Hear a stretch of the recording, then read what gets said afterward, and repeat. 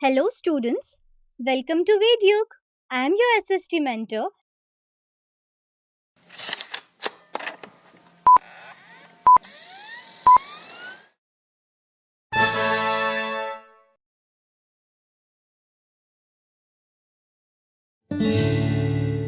और इस वीडियो में हम कंटिन्यू करेंगे हमारे पॉलिटिकल के चैप्टर 1 के रिमेनिंग टॉपिक्स को। तो पहले पार्ट में हमने कवर किया हमारे कॉन्स्टिट्यूशन और डेमोक्रेसी के बारे में, और हम इनइक्वालिटी के बारे में भी थोड़ा पढ़े, विद इंक्लूडिंगली राइट टू वोट और राइट टू इंफॉर्मेशन के साथ। अब हम आगे बढ़ेंगे हमारे नेक्स्ट टॉपिक के साथ, जिसका नाम है पॉलिटिकल मैच्योरिटी। ठीक है, तो जो डेमोक्रेसी है ये इंटीग्रल पार्ट बन गई है लोगों की सोशल लाइफ का, और इसे प्रैक्टिस किया जाता है। तो जो ऑब्जेक्टिव्स है डेमोक्रेसी के वो कुछ ऐसे है कि जो रिप्रेजेंटेटिव स्ट्रक्चर फॉर्म करते हैं, और ये डेमोक्रेसी जो है एक इंटीग्रल पार्ट बन जाती है पॉलिटिकल लाइफ का और सोशल लाइफ का, सोसाइटी। तो लोगों के पास जो है डायरेक्ट रिप्रेजेंटेशन है पार्लियामेंट में, स्टेट लेजिस्लेचर में और लोकल गवर्नमेंट में, डेमोक्रेसी की वजह से। जो free and fair elections conduct किए जाते हैं रेगुलर इंटरवल्स में इंडिया में, ये बहुत इंपॉर्टेंट इंडिकेटर है इंडिया की सक्सेसफुल डेमोक्रेसी का। ठीक है, जो सिटीजन्स है वो कास्ट करते हैं उनके वोट्स, जो वेटेज होता है पब्लिक इश्यूज और पॉलिसीज का रिलेट करता है, उन्हीं लोगों को लोग वोट कास्ट करते हैं। ठीक है, जो इंक्रीजिंग पार्टिसिपेशन बढ़ता जा रहा है लोगों को पॉलिटिकल एरेना में, वो एक सक्सेसफुल डेमोक्रेटिक कंट्री का प्रूफ हमें देता है। अब हम आगे बढ़ेंगे डिसेंट्रलाइजेशन ऑफ डेमोक्रेसी के साथ। तो डिसेंट्रलाइजेशन का मतलब क्या हो जाएगा? डिवीजन ऑफ पावर्स कंट्री के ही बीच में। तो division of powers within a country, उसे हम कंसिडर करेंगे as decentralisation, but under the dictatorship and military rule. तो ये जो पावर जो है वो सेंटर होता है अराउंड वन पर्सन या फिर group of individuals. But democracy में क्या होता है? Power is divided among the centre, state and local governing self institutions. ठीक है, ये कोर हो जाता है डेमोक्रेसी का। तो इंडियन कॉन्स्टिट्यूशन में जो पावर है वो डिवाइड किया जाता है between the centre, state and local self governing bodies, जिसे हम कंसिडर करते हैं एज डिसेंट्रलाइजेशन ऑफ पावर्स। जो प्रोविजंस होते हैं डिसेंट्रलाइजेशन के, वो एम्बेडेड है directive principles of state policy में, जो हेल्प करता है इन कर्बिंग मिसयूज ऑफ पावर्स और अलाउ करता है कॉमन पीपल की पार्टिसिपेशन को। ठीक है, जो गाइडलाइंस है about empowering the local self governing bodies, ये दिए गए हैं in the directive principles of state policy. जो 73rd और 74th अमेंडमेंट है कॉन्स्टिट्यूशन का, वो बताता है कि जो कॉन्स्टिट्यूशनल स्टेटस है to the local self governing bodies, वो अभी पावर को काफी इंक्रीज रखता है। अब हम आगे बढ़ेंगे सोशल जस्टिस और इक्वालिटी के साथ। एक जो new progressive society based values है सोशल जस्टिस और इक्वालिटी के, ये ऑब्जेक्टिव सेट किए गए थे बाय द कॉन्स्टिट्यूशन। जो गवर्नमेंट है एज वेल एज जो पीपल है जो स्ट्राइव कर सकते हैं इन ऑब्जेक्टिव्स को, वो ऐसा है जो एस्टैब्लिश किया जा सकता है सोशल जस्टिस का। उसका मतलब क्या हो जाएगा? सबसे पहले to remove the conditions responsible for injustice और to insist on equality of dignity सारे इंडिविजुअल्स के लिए। ठीक है, जितने भी सिटीजन्स हैं उन सब के लिए। तो बिल्कुल भी डिस्क्रिमिनेशन नहीं होना चाहिए on the basis of caste, religion, language and place of birth, gender, property. किसी भी बेसिस पे डिस्क्रिमिनेशन बिल्कुल भी नहीं होना चाहिए।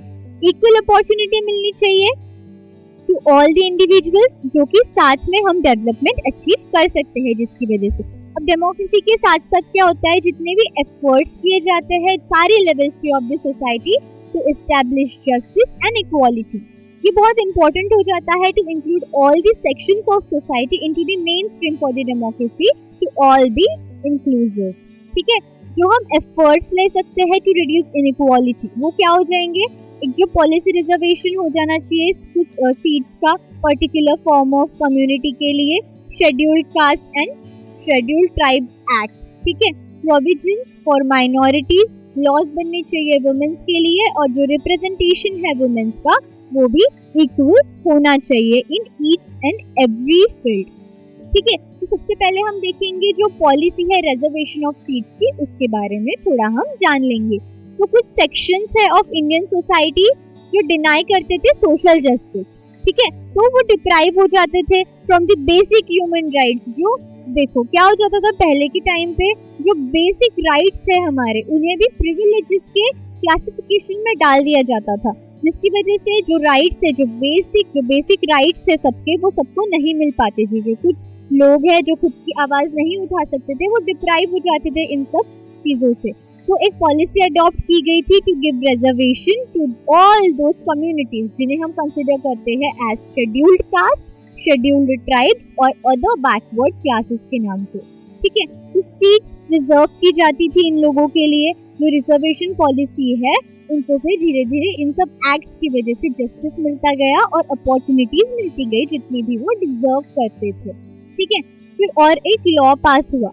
क्यों ये सारे लॉज क्यों पास हो रहे थे? ये जो एफर्ट्स थे, ये सारे लॉज एक एफर्ट्स थे to reduce inequality in the country, ठीक है। तो सबसे पहला क्या था, जो पॉलिसी बनाई गई थी ऑफ रिजर्वेशन ऑफ सीट्स, ठीक है। फिर और एक लॉ पास हुआ, क्या था वो? The scheduled caste and tribes act. तो इसके अंतर्गत क्या आ जाता है? प्रिजर्वेशन ऑफ ऑटोक्रेसीज एक्ट ये पास किया गया था to establish A society based on social justice and equality। ये एक्ट प्रिवेंट करता है जितने भी इनजस्टिस होते हैं शेड्यूल कास्ट के साथ और शेड्यूल ट्राइब्स के साथ, इंक्लूडिंगली ओबीसीज के साथ भी, ठीक है। जिसको भी गिल्टी पाया जाता था किसी भी कम्युनिटी के अकॉर्डिंग, वो लायबल हो जाता था पनिशमेंट के लिए, ठीक है। फिर हम देखेंगे प्रोविजंस फॉर माइनॉरिटीज। जितने भी माइनॉरिटी कम्युनिटी है उनके लिए जो जो प्रोविजंस लिए गए थे फ्रॉम दी कॉन्स्टिट्यूशन या फिर कॉन्स्टिट्यूशन में बनाए गए थे जितने भी provisions for the minority communities, अब हम वो देखेंगे। तो गवर्नमेंट ने अडॉप्ट की बहुत सारी policies for the minorities in the field of education and employment. देखो सबसे बेसिक नीड्स क्या हो जाती है? Education, employment, home, shelter, food, water, ये सारी जो बेसिक फैसिलिटीज है वो सबको मिलनी चाहिए। Even the minor community, even the majority community, each and everyone deserves all the basic human rights. क्योंकि ये सब प्रिविलेजेस नहीं है, ये हमारे बेसिक राइट्स है जो हम सभी लोग डिजर्व करते हैं under any rule, doesn't matter if it is a dictatorship, monarchy और डेमोक्रेसी, ठीक है। तो कॉन्स्टिट्यूशन ने प्रोहिबिट किया था कि जितना भी फॉर्म ऑफ डिस्क्रिमिनेशन होगा in on the basis of caste, race, religion, language और रीजन, वो सब धीरे धीरे हटाया जाएगा, ये सारे रूल्स या फिर ये सारे लॉज धीरे धीरे पास करके।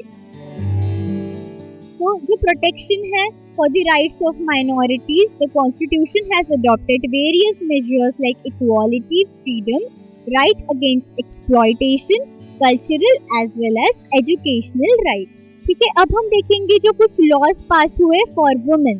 तो बहुत सारी पॉलिसीज जो है वो अडॉप्ट की गई थी in the post independence period for empowering women. Women को उनकी प्लेस दिखाने के लिए, वुमेन को जो उनकी प्लेस है, जो इक्वल प्लेस है एज मेंस, वो दिखाने के लिए या फिर वो बताने के लिए बहुत सारी पॉलिसीज अडॉप्ट की गई थी, बहुत सारे लॉज पास किए गए थे after the post independence era.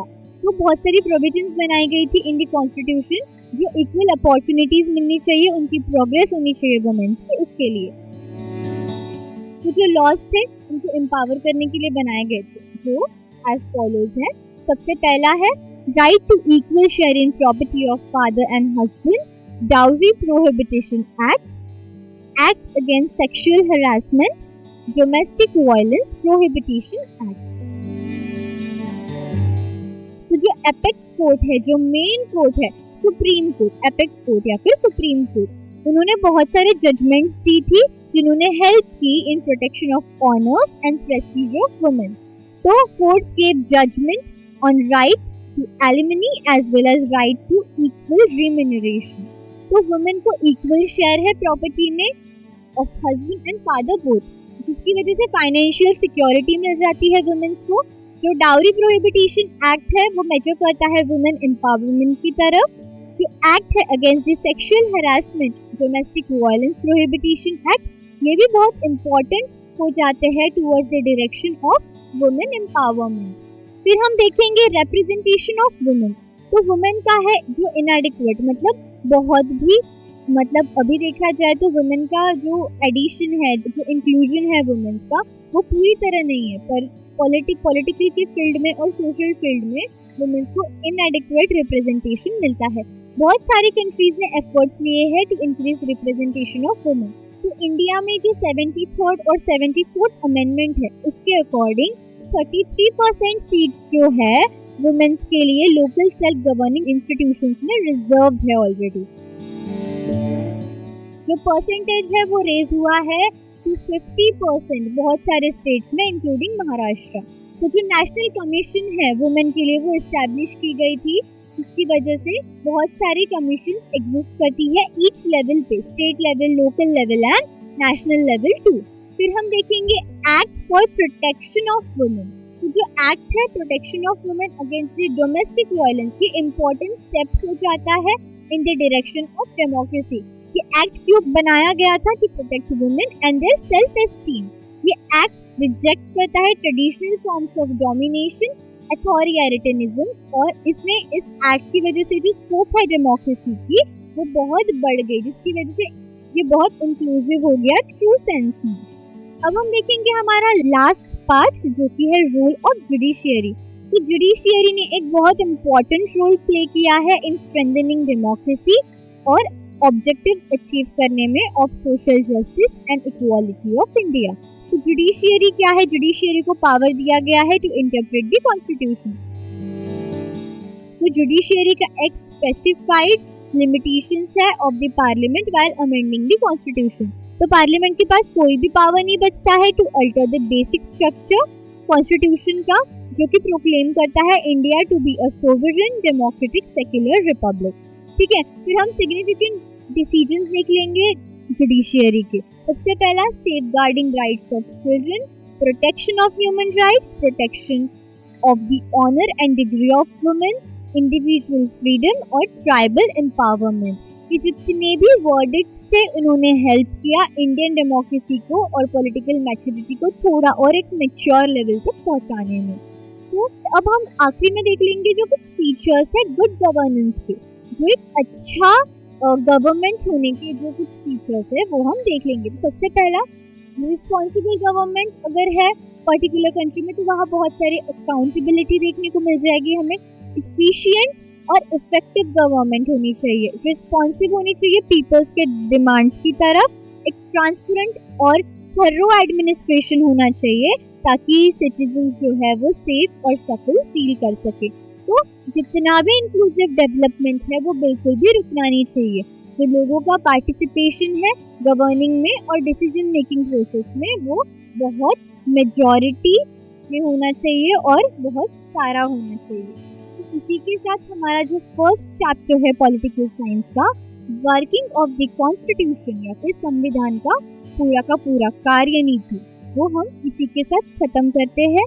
तो अब हम जो अपकमिंग वीडियोस है उनमें कंटिन्यू करेंगे हमारे नेक्स्ट चैप्टर्स। हम मिलेंगे अब नेक्स्ट वीडियो में। Stay tuned students, happy learning.